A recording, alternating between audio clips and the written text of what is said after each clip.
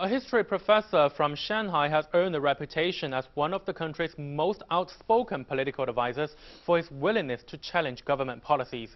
Reporter Dai Qian caught up with Ge Jinxiong from Fudan University today to talk about his views on some of the issues under discussion this year. The sharp look in his eyes and rapid pace of speaking make it clear political advisor Ge Jinxiong is a serious man. Just 3 days after the CPPCC annual session opened, Professor Ge is already talking about problems. The other day I was surrounded by a group of reporters for an interview, and all of a sudden most of them disappeared. Then I heard them screaming, "Liu Shan, Liu Shan," and I saw many of them rushing to ambush the hurdler, forcing him to run away. He even lost one of his shoes.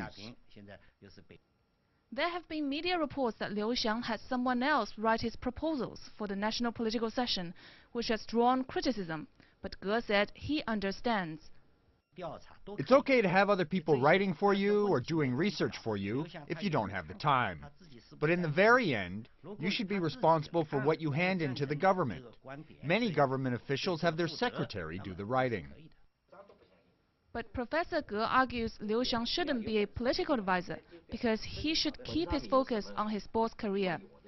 Ge said he is going to raise one important proposal at this year's session, something he cannot tolerate. Take a look at your ID card. The wording on the two sides of the ID card is contradictory. While the front says citizen, the back says resident, which is not the same meaning. How could such a silly mistake occur in such an important credential that everyone in China uses? During the interview, Professor Ge talked a lot about the responsibilities of being a political advisor. He said beyond discovering the problems, it is more important to investigate causes and then offer feasible solutions to the government.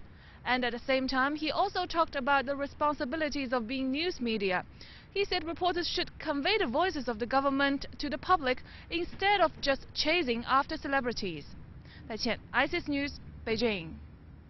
Well, that's all I have here today in Beijing. Back to you, Chen Xuan.